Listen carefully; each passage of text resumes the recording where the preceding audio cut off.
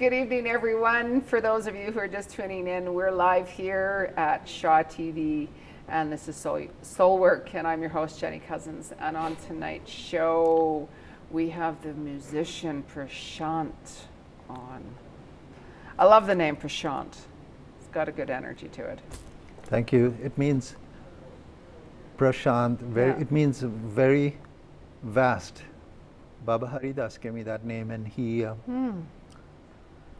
was a silent yogi who was asked in the 70s to come to Santa Cruz by some American followers of his and start a center and teach there.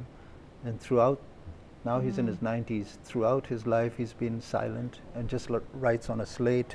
So when I first met him in '81, he called me up and he said, "Where are you from?" and my birthplace and birth date, and he gave me this name, Prashant, and I kept that. Really? Really? Because I noticed it's Prashant and then Michael John. Yes. So the Michael John is like English. Yeah. So that's what kind of threw me off whenever I was first talking to him. Like, yeah, wait a minute. That's a good point to bring up.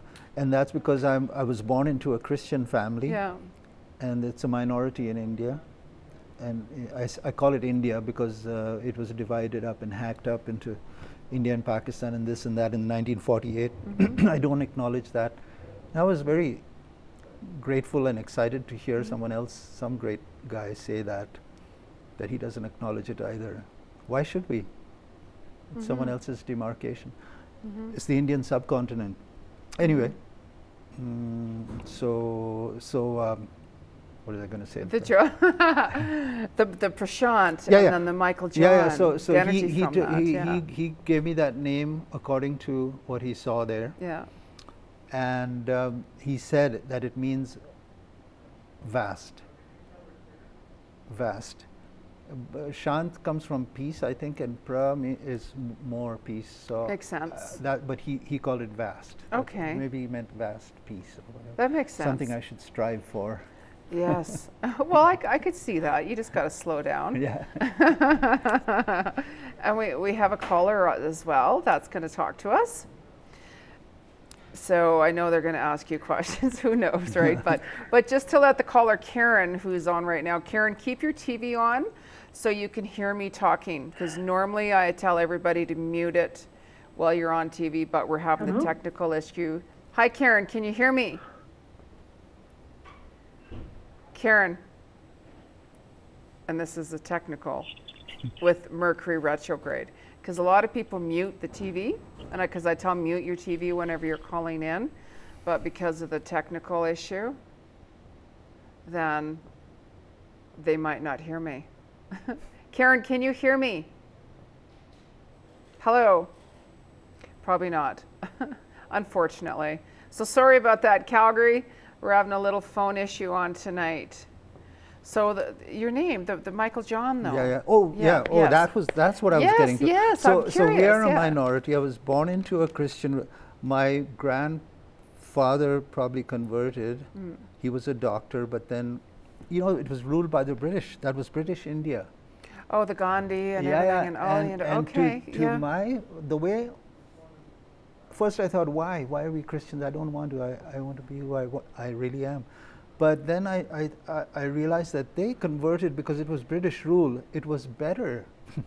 and not only that, they saw their own religion as maybe kids born into Christianity or Catholicism feel. We don't want that rhetoric. So they saw their own religion as that, and this was moving forward for them. Change your religion, change it, make it a new way of looking at things, a freer way, seemingly.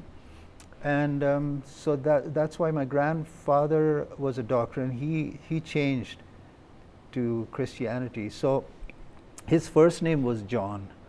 So my father took his first name because his last name was an Indian name. Okay. And so my father took his first name to completely Christianized, you know what I mean? That's really different, yeah. And so my folks are Christians, but I'm the only one who I was just, there's too much in the Hindu religion and the Eastern thought and the Buddhism that's too It's way beyond. Yeah, so you just It's kind gone of way open. beyond all that stuff. That's become childish, the Christianity and everything else. Not to put anything down. Yeah, yeah. Plus, even that, I don't belong to any religion because Yeah. religions get corrupt Yeah, so fast. very open. They're all of them. Yeah. Because I mean, even myself, I call myself just a free spirit, meaning, you know, like I accept any culture, religion, you know, race, wherever it is, you know what I mean? Respect for all of humanity, really. Yes. You know? Yeah. So that's what I thought it was really different. Yeah. Yeah. Well, religion is someone else telling you what to do. Yeah. You have to find your direct relationship. You have to be true to why you're here, and that's your direct relationship with life It is. every day. And to stay in the now. Mm-hmm. Absolutely, Calgary, stay in the now. Yeah. Because right now we have a caller. We're going to try another caller. So, and our next caller here is Joyce. Now, Joyce, you got to leave your TV on to hear me talk to you. You have a question for us. Joyce? Yes, I do. Can you hear me? I can hear you. Can you hear me? Hello? Yes. Can you hear Okay. me? Yeah, I can hear you. Okay. Excellent. And your question? I love your show. Oh, thank you. Thank you. And my question is, my grandson, Paris, is having some emotional issues, and I was just wondering the best way to help him. Yeah, I mean, Paris is a very, very old soul. So you're going to find that he's a very, very sensitive person. He's got a lot of ability. Like, I help children bring out their abilities. And he's got a lot of abilities that he just needs to balance. Has he mentioned anything like that to you? Yes, he has mentioned before. He sees, hears things, and able to do things. Yeah, yeah, and that's because I'll read the energy right away on somebody just like that. So that's why I brought that up about, you know, him being, you know, more intuitive, him being very special, as I call it. Whenever I see a child that very special energy, I help them bring out more of their abilities. And what happens is whenever they're young like that, they can get really, really confused, and they're not sure exactly what is going on. They're not sure exactly how to deal with the situation. They know they're very, very different than, you know, the other child or a friend or anything. So they just kind of, you know, you might find that he might be a little bit more quiet or a little bit more distant. So what I would do if I were you is, you know, just, it's all about, you know, making that child feel safe to be himself unconditionally. So I'd be saying to him, you know, it's okay that you feel you're very different because you are very special. It's just, I know he's holding back a lot. I can feel that. Okay. Yes. So, you know, a lot of compassion, a lot of hugs. I do tell him that. Yeah. Yeah. And That he's special. He tells me he's different than the other kids. yeah. Yeah. Yeah. So it's harder. So just a lot of love and hugs. A lot of love and hugs, and absolutely just keep on telling him, just say it's okay that you're different. It's okay that you're seeing different things. You're sensing different things. You're hearing different things. Just say that's all normal because, you know, we're all God's children after all. So it's just when he, as he gets older and older and older, you know, everything is just going to open up a little bit more for him. But one day at a time, and I can always work with him. You can contact me through my website as well. Okay, that would be great. Yeah, because it can be really confusing because even myself, when I was a child, I just had myself to deal with things. So, and as I got older, you know, when I turned 14, I really started my metaphysical studies at that age on my own and meeting different people, going to see gurus and you name it. I've been there, I've done that. But it would have been nice if at that age when I started seeing different things, if there was someone that was telling me it's okay, everything's all right, you know, and explaining to me more things. So I understand that. I get that. So that would be my suggestion for you in the meantime.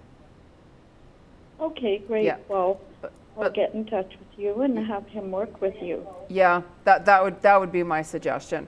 But just in the meantime, just tell him it's okay to be different, be himself. Just be himself.